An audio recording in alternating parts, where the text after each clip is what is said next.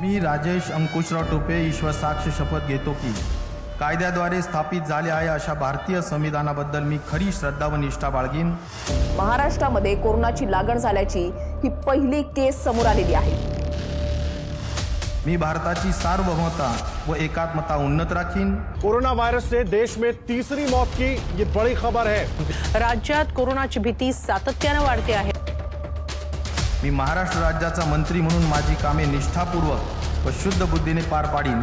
तर राज्यातल्या जनतेसाठी थोडीशी दिलासादायक बातमी। कोविड-19 चाचणीची किंमत सरकारने निम्म्यावर आणली आहे। लोकांना मी निर्भयपणे व निस्पृहपणे तसेच कोणाच्याही विषयी ममत्वभाव किंवा आकस न बाळगता न्याय वागणूक देईन।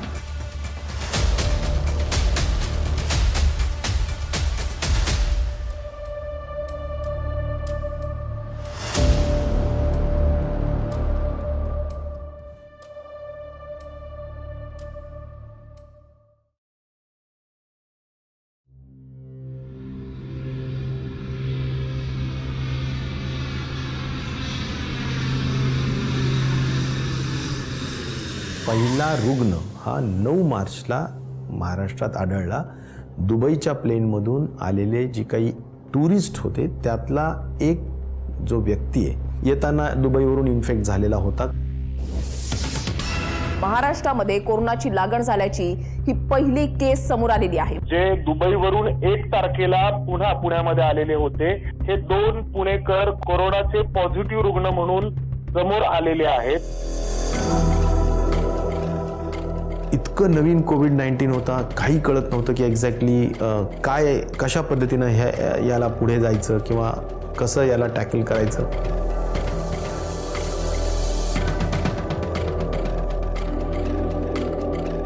पटकन एक डिसिजन आम्ही घेतला की नाही ह्याच्यामध्ये चेन ब्रेक केली पाहिजे आणि त्यासाठी आपण निर्णय घेतला की लॉकडाऊन करायचं।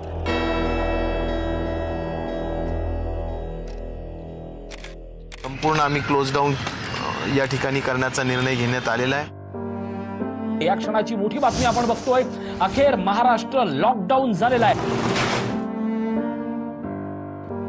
देशाने नंतर लॉकडाऊन केला 24 तारखेला मार्चच्या, पण राज्यांनी मात्र 22 तारखेला केला। सुरुवातीला 8-15 दिवस मजा वाटली, पण तसं नंतर सिरियसनेस लक्षात यायला लागला।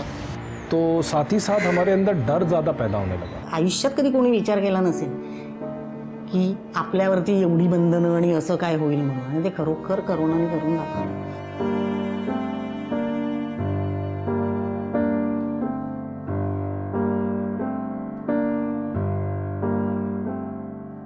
या परिस्थितीमध्ये लोकांमध्ये जनजागृती करणं गरजेचं होतं, त्यामुळे आम्ही त्याला IEC म्हणू, इन्फॉर्मेशन एज्युकेशन कम्युनिकेशन। IECच्या माध्यमातून लोकांना dos and don'ts about corona, त्यामुळे अशा पद्धतीनं आम्ही लोकांना जनजागृती करत राहिलो। जनजागृती पहिले प्रशासनमध्ये काम करणाऱ्या सगळे लोकांची करायची होती। सुरुवातीला बैठका घेतल्या आणि बैठकांमध्ये प्रत्येकाला त्यांच्या जबाबदारीची जाणीव करून दिली। कोण काय करायचं आहे, कोणतं डिपार्टमेंट कोणत्या ठिकाणी जास्त ॲक्टिवेट राहणार आहे। So what we decided is that we will form a team which is called Village Rapid Response Team at the level of the ग्राम पंचायत। या टीममध्ये गावचे सरपंच होते, उपसरपंच होते, ग्रामसेवक होते, आशा, अंगणवाडी सेविका, गावातले शिक्षक, ही 6-7 लोकांची टीम होती। आम्ही गावोगावी जाऊन याबाबतीत खूप मोठ्या प्रमाणात जनजागृती केली होती। सुरुवातीला गावकऱ्यांना आवाज देण्यात येत आहे। जगातील कित्येक देशामध्ये कोरोना व्हायरसची साथ आली आहे, त्यामुळे दक्षता घ्या व या गोष्टीकडे लक्ष केंद्रित करा। गव्हर्नमेंटनी जे चांगलं याच्याबद्दल ॲडव्हर्टिजमेंट केली की तुम्ही सोशल डिस्टन्सिंग करा, लोकांपासून लांब राहा, तर हे सगळे जे ॲडव्हर्टिजमेंट झाली ही खूप चांगली झाली। जनजागृती करणं, आम्ही जे सांगतोय ते लोकांपर्यंत पोहोचवणं, ते अचूक पद्धतीनं मीडियानी पोहोचवण्याचं काम केलं।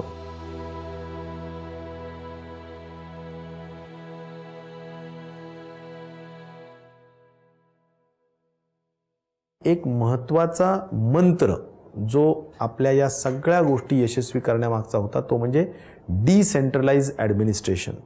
डिसेंट्रलाइज ॲडमिनिस्ट्रेशनचा अर्थ एवढाच, प्रत्येक डिस्ट्रिक्टला एक प्लॅन असतो, निधी असते उपलब्ध, त्या प्लॅनच्या 50% खर्च डायरेक्टली कलेक्टरनी कोरोनाच्यासाठी गरज पडेल तशी थेट करण्याचा अधिकार दिला. बरेच प्रमाणात शासनाने आम्हाला निधीसुद्धा उपलब्ध करून दिली. त्याच्यातून आम्ही PPE खरेदी, व्हेंटिलेटर खरेदीमध्ये एक जसं मी सांगतो तुम्हाला की आमच्याकडे जेव्हा हे सुरू झाला होता मार्च एंडमध्ये आमच्याकडे फक्त 6 व्हेंटिलेटर होते पूर्ण जिल्ह्यामध्ये. आज रोजी आमच्याकडे 100 व्हेंटिलेटर आहे. कोविड रुग्णालयाची उभारणी जी असेल त्यामध्ये त्यांनी स्वतः पुढाकार घेऊन CSR मधून आपल्याला व्हेंटिलेटर्स व इतर सर्व साहित्य उपलब्ध करून दिलेलं आहे. आणि याच्यावर मॉनिटरिंग करण्यासाठी प्रत्येक आठवड्याला एक व्हिडिओ कॉन्फरन्सिंग पूर्ण राज्याच्या कलेक्टरशी, कमिशनरशी घेत होतो. त्यामुळे प्रत्येक आठवड्याचा आढावा पण घेतला जायचा आणि काही नवीन सूचना असतील तर त्या पण दिल्या जायच्या. रात्री 11 वाजो 12 वाजो कधी वाटलं तरी फोन करा. संबंधित SP, संबंधित कलेक्टर, कुठेही तुम्हाला वाटलं की बोललं पाहिजे बोला. प्रत्येक केस जी इथे दाखल होते त्याचा आढावा देखील ते घेतात.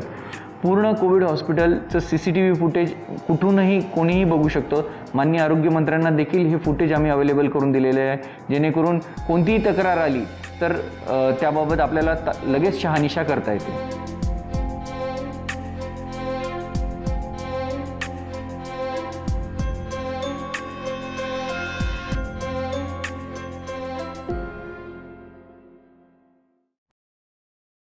मला वाटतं की त्या काळामध्ये एक दिवस वाया घालून चालणारच नाही. सगळ्यात पहिला विषय म्हणजे मायग्रंट लेबर अगदी आपापल्या गावी सगळं बंद झाल्यामुळे पायी निघाले. रुके थे हम लोग तो अब काफ़ी दिन, अब महंगाई देख ही रहे हो क्या कंडीशन है. हाँ, खाने पीने की सारी समस्या, इसलिए जो हम लोग निकल गए हैं. 15-20 दिन से बैठ के खा रहे थे. मुंबईतून कामगारांचं मोठ्या संख्येनं स्थलांतर होत आहे. मिळेल त्या वाहनानं कामगार मुंबईच्या बाहेर पडतात. कामगारांच्या वाहनांच्या लांबच लांब रांगा पाहायला मिळतात. लेबर मायग्रेशन जे आम्ही म्हणतो की सरप्राईज एलिमेंट होता.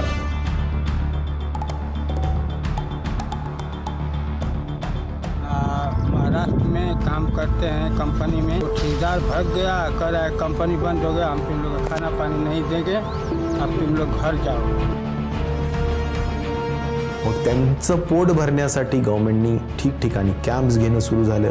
कुठल्याही परिस्थितीत आपण पॅकेज देऊया आणि लोकांना खाण्यापिण्याची व्यवस्था करूया. प्रत्येक जिल्ह्यामध्ये ह्या सगळ्या गोष्टी सुरू झाल्या. को क्या मालूम था कि ऐसा दिन आ जाएगा देखने को.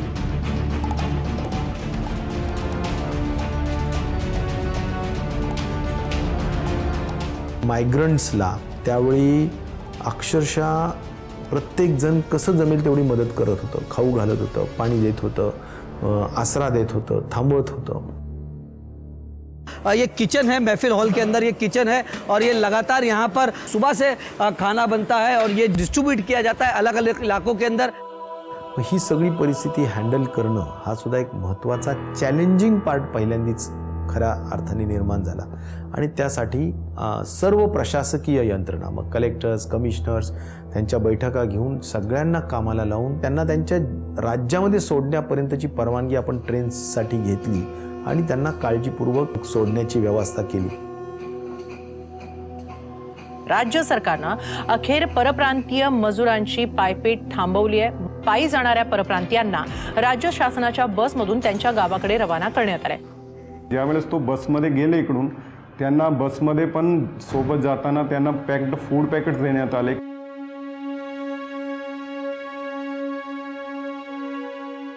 मानवतेचं एक खूप चांगलं दर्शन या कोरोनाच्या महामारी पार्श्वभूमीवर मला निश्चित प्रकारे पाहायला मिळालं.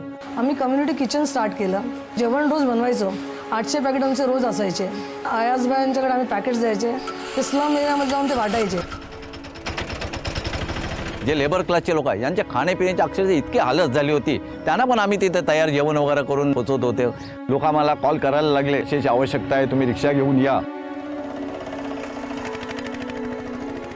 प्रत्येक तालुका ठिकाणी आम्ही फ्री त्यांना ऑटो रिक्शा टॅक्सीची व्यवस्था केली. और इससे ऐसे पेशेंट ले जाकर छोड़े मैडम हमने कि कोई बाहर गांव से पैदल चलने वाले यात्रीगण जो पैदल चल रहे थे उनका ट्रीटमेंट करने के लिए दवाखाने भेजा और फिर ऐसे प्रेग्नेंट लेडीज़ के फ़ोन आ रहे थे. जर टायमावर जर ती ऑटो जे पण आहे सुविधा ती प्रवास करायला झालं नसतं तर शक्यतो करून नॉर्मल घरातच डिलिव्हरी झाली असते. म्हणजे खूप सिच्युएशन जी होती ती थोडीशी नाजूक होती. त्या प्रकारे आम्ही तिथं गेल्यानंतरनं अर्ध्या तासात डिलिव्हरी झालेली. बाळ बघून आम्हालाही आनंदात आलं.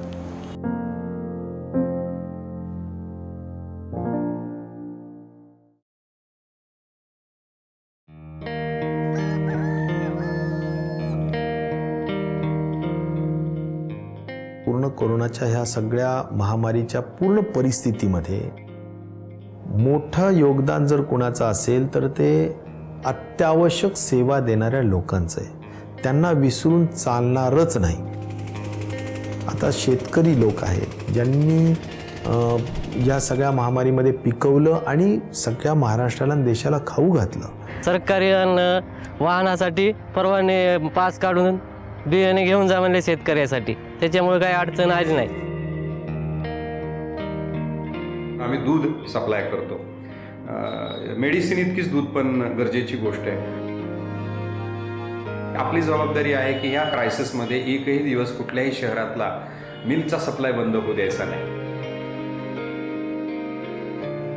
स्पेशली पुणे आणि मुंबईला जायला लोक तयार नव्हते व त्यांचं काउन्सिलिंग त्यांचं करणं, त्यांना समजून सांगणं, या सगळ्या गोष्टी केल्या. महाराष्ट्रातल्या सगळ्याच डेअरी ओनर्सनी ते समजून घेतलं आणि जबाबदारीने बहुतेक लोकांनी अनइंटरप्टेड सप्लाय दिलेला आहे. पुणे मुंबईसारख्या सगळ्या हॉटस्पॉट आहेत आणि ऑफकोर्स बाकी सगळ्या शहरांना. दूध दररोजचा जो देणारा आमचा दूध डेअरीचा कर्मचारी असेल किंवा साफसफाई करणारे लोक पासून पाणी सोडणारे लोक, लाईट लावणारे लोक, तुमच्या त्या मावशी असतील वॉर्डामधल्या, तर मला वाटतं या सगळ्यांचंच योगदान फार मोठं आहे.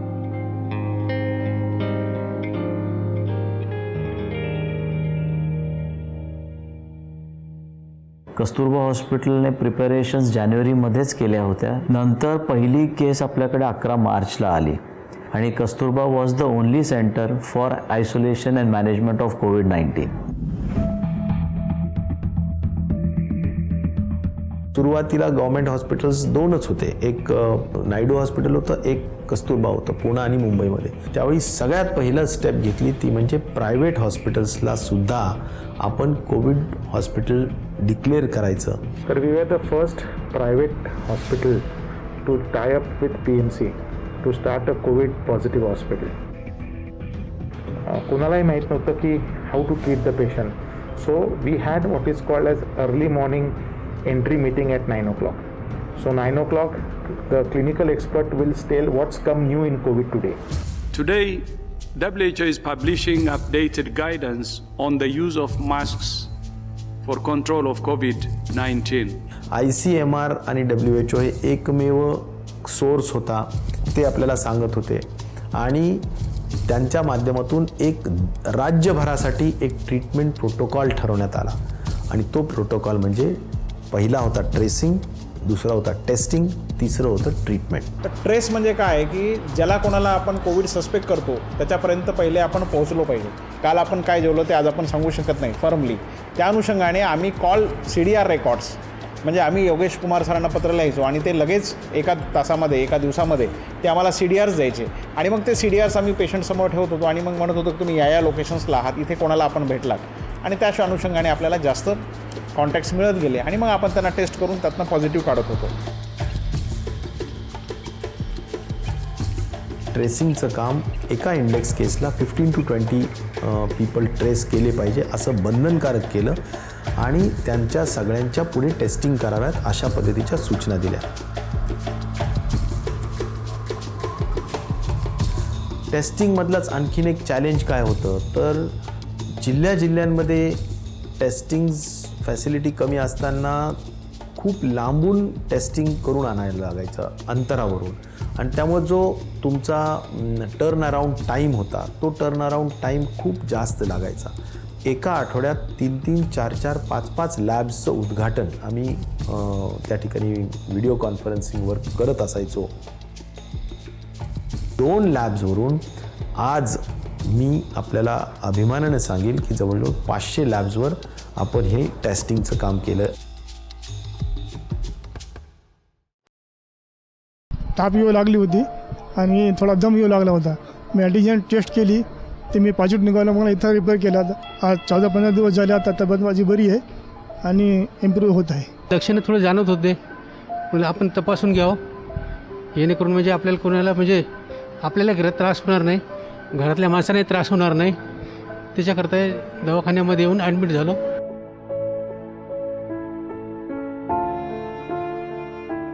आम्ही सुरुवातीला कुठल्याही पेशंटला होम आयसोलेशन हा प्रकार नसायचा. इन्स्टिट्यूशनल क्वारंटाईन केल्याशिवाय या आजाराला कंट्रोलमध्ये ठेवू शकत नाही. 12 कोटी रुपये किमतीच्या अँटीव्हायरस वायल्स खरेदी करण्यात येत आहेत. गरजेनुसार गरिबांना हे औषध मोफत देण्यात येईल तशी घोषणा आरोग्यमंत्री राजेश टोपे यांनी जालन्यात बोलताना केली आहे. व्हायरसला मारण्याचं काम करणारं हे रेमडेसिविर नावाचं ड्रग आहे. त्याची प्रक्रिया सुरू झालेली आहे.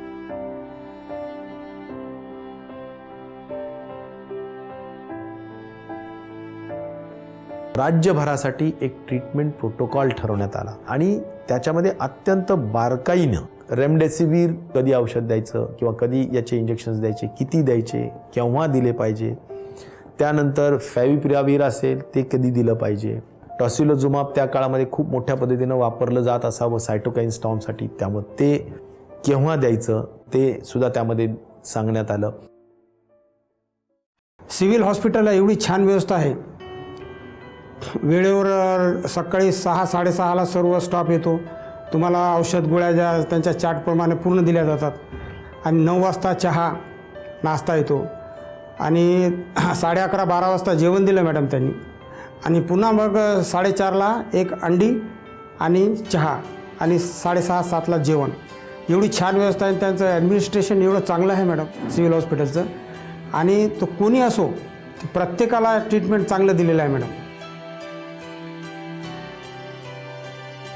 पण हे सगळं करत असताना डॉक्टरची संख्या कमी पडायला लागली. नंतर तर होम आयसोलेशनचं प्रमाण आम्ही खूप वाढवलं.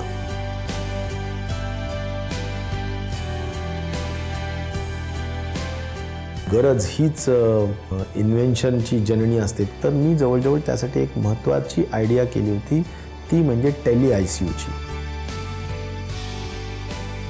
आणि टेली ICUचा अर्थ असा की ICU जो आहे इंटेन्सिव्ह केअर युनिट, जिथे इंटेन्सिव्हिस्ट लागतात, जिथे फिजिशियन्स लागतात, त्याला जवळजवळ दिवसातून 3 राऊंड्स हे टेली ICUच्या माध्यमातून दिल्लीत बसणारे डॉक्टर्स किंवा मुंबईत बसणारे डॉक्टर्स अटेंड करायचे. बेड्सच्या समोर हाय रेझोल्युशनचे कॅमेरे बसवलेले असायचे, ज्यामध्ये पेशंट पण फिजिकली त्या ठिकाणी दिसायचा, मॉनिटर्स दिसायचे आणि त्यांचे लेखी रिपोर्ट्स डॉक्टर्सला जात असायचे. तर अशा स्वरूपाने हे ट्रीटमेंट आमचं त्या ठिकाणी चालू असायचं.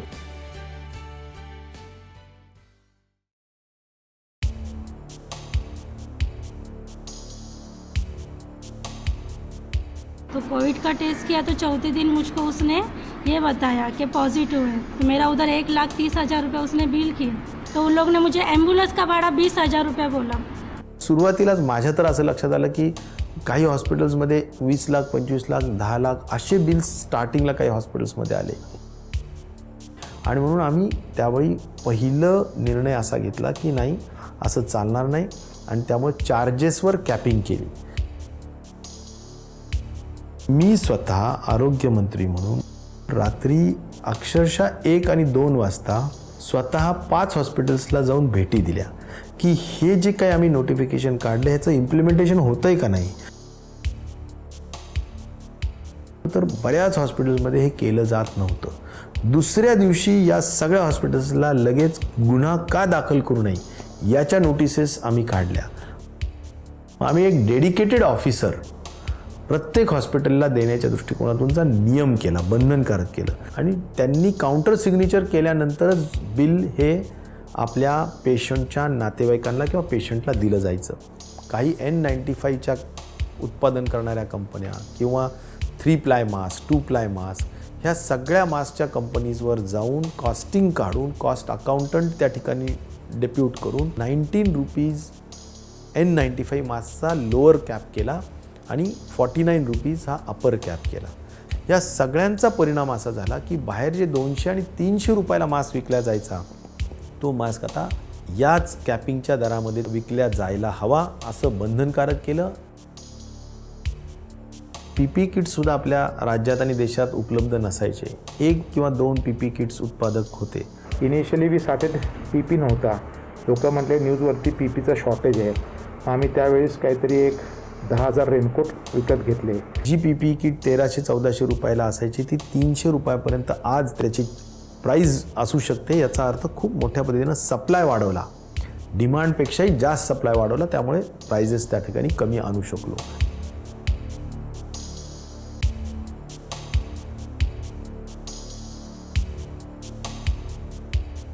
मेडिकल ऑक्सिजन कमी पडतं हे लक्षात आल्यानंतर जे उत्पादन करणारे लोक होते त्या सगळ्या लोकांची बैठक घेऊन एपिडेमिक डिझीज ॲक्टच्या माध्यमातून पुन्हा नोटिफिकेशन काढलं की तुम्ही जे उत्पादन करताय त्यातलं 80% उत्पादन हे मेडिकल ऑक्सिजन म्हणून हॉस्पिटल्सला दिलं पाहिजे, 20% आपण इंडस्ट्रीला दिलं पाहिजे. वेळेची गरज ओळखून हाही महत्त्वाचा निर्णय त्या ठिकाणी घेण्यात आला आणि लिक्विड ऑक्सिजन टँक्स हे जिल्ह्यामध्ये निर्माण झाले पाहिजे आणि त्यामुळं ते प्लॅन्ट्स आम्ही निर्माण करण्याचं काम जिल्ह्यामध्ये केलं.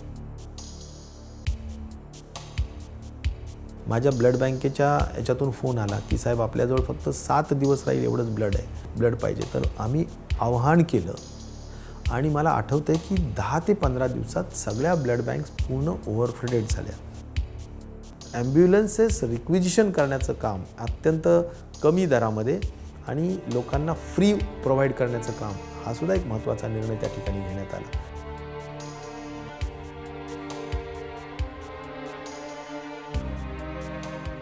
राज्यातल्या जनतेसाठी थोडीशी दिलासादायक बातमी. कोविड-19 चाचणीची किंमत सरकारनं निम्म्यावर आणली आहे. जरी केंद्र शासनाने 4,500 रुपये पर RT-PCR टेस्टचा घेतला होता तर ते आम्ही 2,200 रुपये RT-PCRला पहिल्यांदा कॅपिंग केली. तेवढ्यावरच नाही थांबलो, प्लाझ्मा थेरपीच्या ट्रीटमेंटसाठी सुद्धा 5,500 आपण कॅपिंग केली, अभ्यास करून कॉस्टिंग काढून.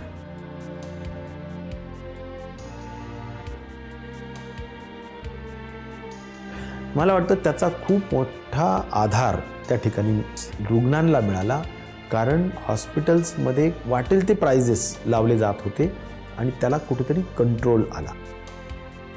कलेक्टर्स, कमिशनर्सनी ऑडिटर्सच्या सहाय्याने ते पैसे परत त्या पेशंटला उपलब्ध करून दिले किंवा वसूल करून देण्याचं काम एक मोठं महत्त्वाचं कामसुद्धा त्या ठिकाणी केलं आणि ती काही थोडी लाखांमध्ये रक्कम नाही, कोटींमध्ये रक्कम.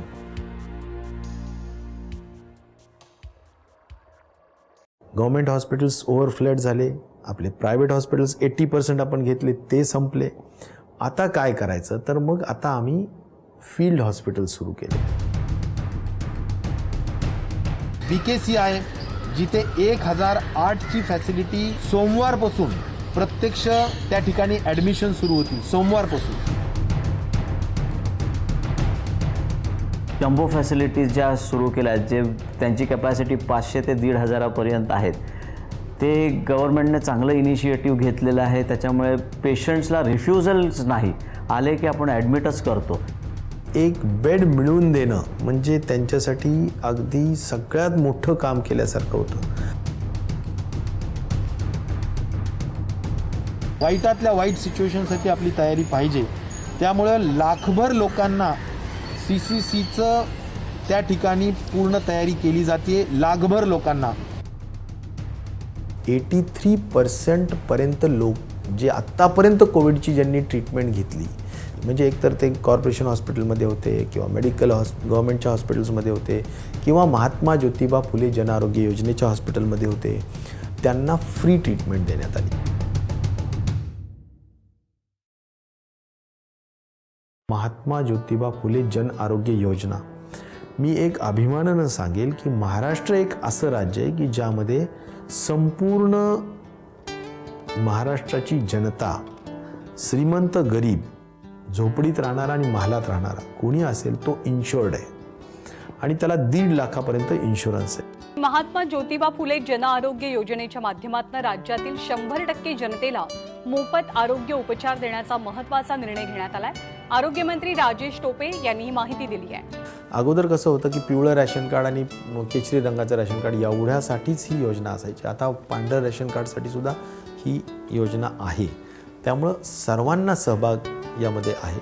एक महत्त्वाचा निर्णय माननीय मुख्यमंत्री उपमुख्यमंत्री आम्ही सगळ्यांनी घेतला, तो म्हणजे सर्व जे फ्रंट लाईनर्स आहेत त्यांना आपण कवच दिलं 50 लाख. जर कोणी बाधित झाला, दुर्दैवाने मृत्यू झाला तर 50 लाख त्याला त्याच्या फॅमिलीला मिळेल.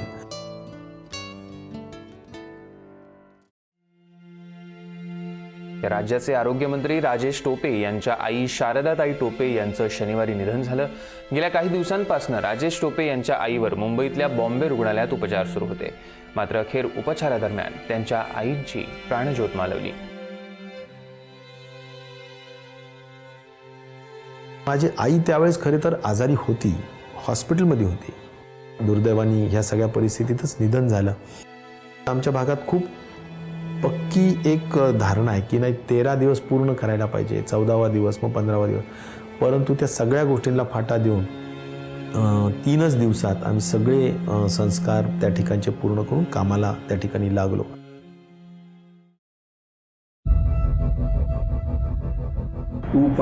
.5 स्क्वेअर किलोमीटर आहे Dharavi and 8 to 10 lakh people आहे. आज तिथे सगळ्यात मोठं चॅलेंज असं होतं की एवढी मोठी सगळी झोपडपट्टी दाटीवाटीची वस्ती उचलून ठेवायची किती. धारावीमध्ये आम्ही अक्षरशः गल्ली गल्लीत फिरलो. तिथे जाऊन बसून त्यांना एक विश्वास देणं, तुम्ही घाबरू नका, आम्ही तुमच्या पाठीशी आहे, पूर्ण सरकार तुमच्या पाठीशी आहे. विलगीकरण कक्षाचे जवळजवळ मला आठवते त्यावेळी 15,000 ते 20,000 लोक आम्ही वेगवेगळ्या शाळेंमध्ये, वेगवेगळ्या मॅरेज हॉल्समध्ये विलगीकरण कक्षात ठेवलं. आमचं गव्हर्नमेंटचं हॉस्पिटलसुद्धा स्ट्रेंथन केलं. ह्युमन रिसोर्सपासून, इक्विपमेंट्सपासून, निधी उपलब्धतेपासून ज्या काही लागत असतील त्या रिसोर्सेस त्यांना दिले. सगळं हे मोठं काम होतं, ते सातत्याने आम्ही त्या ठिकाणी करत गेलो. कोरोना संसर्ग कसा रोखायचा याचा एक धारावी पॅटर्न समोर आणलेला आहे. Dhaaravi to breaking the chains of transmission and suppressing the virus. सारी धारावीच्या लोकांचे आभार मानेल की या सगळ्या प्रक्रियेत त्यांचा सुद्धा खूप मोलाचं सहकार्य त्या ठिकाणी मिळालं. प्रत्येक दिवस 600 ते 700 लोकांना मी बघत होतो, सकाळी 9 ते संध्याकाळी 11पर्यंत. प्रत्येकाला आयुष काढा देणे, प्रत्येकाला समजावणे की हा तुम्ही आयुष काढा सोबत चालू ठेवा. त्यामुळं आयुषचं सुद्धा फार महत्त्वाचा रोल पूर्ण देशभरामध्ये, महाराष्ट्रामध्ये निश्चित प्रकारे आहे. मालेगाव असेल किंवा धारावी असेल किंवा इतरही एरियामध्ये पूर्ण महाराष्ट्रामध्ये त्यांनी ज्या तऱ्हेने दौरे केले, ज्या तऱ्हेने ते हॉस्पिटल्समध्ये गेले, खूप चांगलं काम केलं आणि लोकांनी सुद्धा त्यांना सहकार्य केलं जे त्यांनी अपेक्षित केलं होतं. ही डेन्सिटी जगामध्ये, देशामध्ये कुठे नसेल ती डेन्सिटी मालेगावमध्ये आहे. म्हणजे एक छोटी लेन जर असेल तर तिथून एक व्यक्ती जर असा चालत गेला तर पुढचा व्यक्ती तिथून येऊ शकत नाही, तो त्यांनी रिव्हर्सच जायचा. मालेगावमध्ये कोरोनाचा हाहाकार पाहायला मिळतोय. मालेगावात आज तब्बल 48 नवे रुग्ण आढळून आलेले आहेत. एकट्या मालेगावचा आकडा 171 वर जाऊन पोहोचलेला आहे. लोक इतकी भीतीने ग्रस्त होते की घरातून बाहेर पडत नव्हते. स्वतःला ताप आला, खोकला असेल, सर्दी असेल, काही दाखवत नव्हते. आणि म्हणून आम्ही तिथे प्रॉपरली तिथल्या त्यांच्या मुल्ला मौलवीच्या माध्यमातून काही कॅसेट्स तयार केल्या की बाबा कोरोना बरा होतो, फक्त तुम्ही दाखवा. ज़रूरी ये है कि हमने खुल के आगे आना चाहिए और इस बीमारी के बारे में लोगों को बोलना चाहिए. शहराच्या मध्यभागात काही कॉलेजची इमारती घेऊन एक अत्याधुनिक यंत्रणा, एक क्वारंटाईन चालू केली, जिथं TV ठेवण्यात आले, जिथं पब्लिक अनाउन्समेंट सिस्टीम ठेवण्यात आली. माननीय आयुक्त साहेबांनी आम्हाला विनंती केली, पेशंटसाठी एक मनोधैर्य उंचावण्यासाठी काहीतरी ॲक्टिव्हिटी पाहिजे.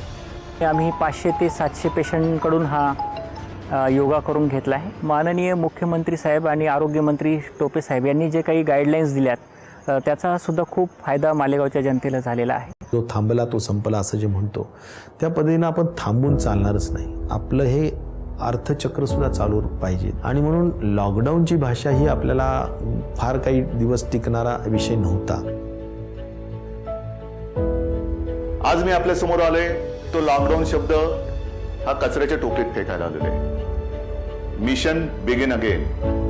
पुन्हा एकदा आपण आपल्या आयुष्याची सुरुवात करतो आहोत.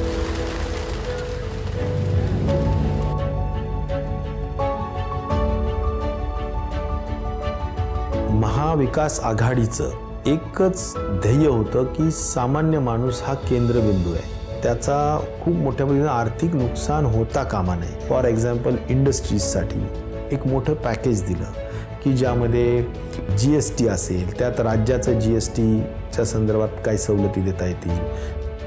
कन्स्ट्रक्शन इंडस्ट्री आहे तर त्यामध्ये आपण स्टॅम्प ड्युटी आणि रजिस्ट्रेशन फीज ही तूर्त सध्या एकदम कमी केलेली आहे. किंवा वेगवेगळे पॅकेजेस पुन्हा उद्योग आणि व्यापाराला उभारणी करण्यासाठी राज्य शासनाने दिलेले आहेत. परमनंटली काही महत्त्वाचे निर्णय घेतले ते म्हणजे 500 न्यू ॲम्ब्युलन्सेस विकत घेण्याचा निर्णय असेल.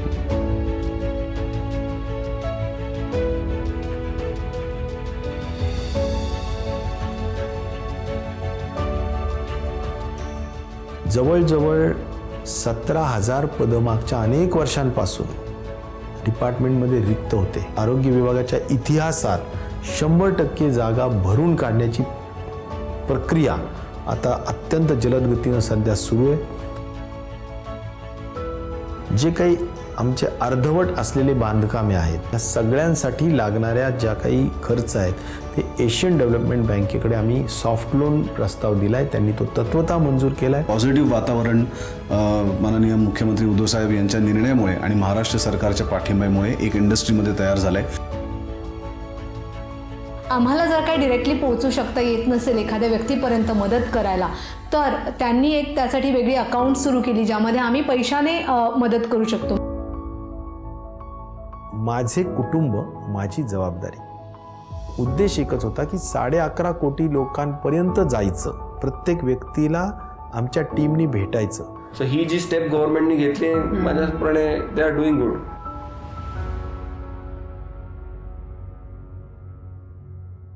कोविड आजार आहे, राहणार आहे. विथ प्रॉपर प्रिकॉशनरी मेजर्स मला वाटतं life should go on as usual आणि नॉर्मलसी रिस्टोर झाली पाहिजे ॲज अर्ली ॲज पॉसिबल. जे भीती भय 3 महिन्यापूर्वी 2.5 महिन्यापूर्वी होतं ते 90% लोकांचं निजले.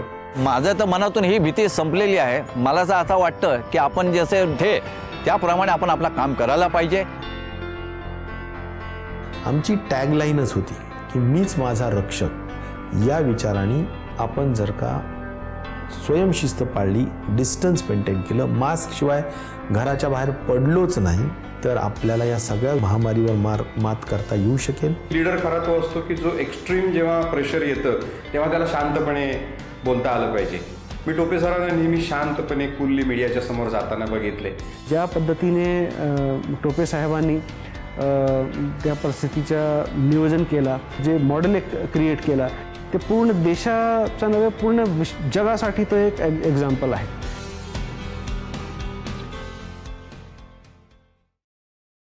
इंडियन मेडिकल असोसिएशन यांचा खूप मोठा सपोर्ट राहिला कारण त्यांच्या सहभागाशिवाय आपण कोरोनावर मात करणं किंवा कोरोनाला खरंच कंट्रोल करणं शक्यच नव्हतं.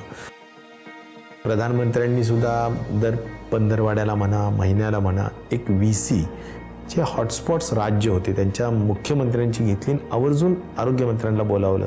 त्यातही त्यांचं मार्गदर्शन निश्चित प्रकारे दिलं जात होतं. मार्गदर्शनाचा विषय आणि थोडा दिलासा देणारा विषय जर कोणी केला असेल तर तो केंद्रीय स्वास्थ्य मंत्री श्री हर्षवर्धन यांनी पण केला. त्यांचा जो पालकत्वाचा दृष्टिकोन आहे तो नक्कीच मला स्वतःला भावला, आवडला.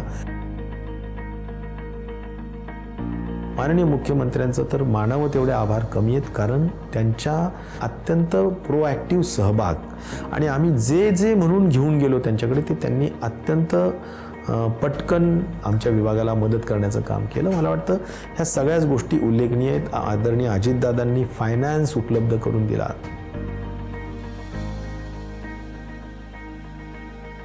आरोग्य विभाग असो, आमचे आरोग्याचे सेक्रेटरी श्री डॉक्टर व्यास असो किंवा कमिशनर असो किंवा आमचे डायरेक्टरेट असो, आमचे जे नोडल ऑफिसर म्हणून काम करणारे अर्चना पाटील आणि त्यांची खालची टीम असो, मला वाटतं सगळ्यांचं योगदान विसरता येणार नाही. एपिडेमिओलॉजिस्ट म्हणून डॉक्टर औटी असो, माझी स्वतःची मिनिस्ट्रियल टीममधून आमचे प्रायव्हेट सेक्रेटरी चंद्रकांत थोरात असो, आमचे OSD डॉक्टर सचिन जाधव असो, ती टीम असेल, प्रत्येकाचं योगदान अविस्मरणीय आणि खूप मोठं आहे. ते काही नुसतं उल्लेख करण्यापुरतं नाही, पण सगळ्यांची चांगली टीमवर्क. आणि शेवटी महाराष्ट्राच्या जनतेने जो प्रतिसाद दिला, जो शिस्त पाळली, मला वाटतं की हे सगळंच निश्चित प्रकारे त्यांच्या सगळ्यांच्यासाठी कौतुकास्पद आहे. या सगळ्या परिस्थितीत मला वाटतं की मला जे बळ मिळालं ते माझ्या नेते आदरणीय शरद पवारांपासून. देवाची खूप मोठी कृपा आहे की आपल्याला खूप मोठी जनतेची सेवा करण्याची एक संधी या निमित्ताने मिळालेली आहे. I shall pass through this world but once, so all the good things that I can do, I should do it now. I should not defer or neglect it, for I shall not pass this way again. तेच मला वाटतं आपल्या जीवनाचा अर्थ आहे.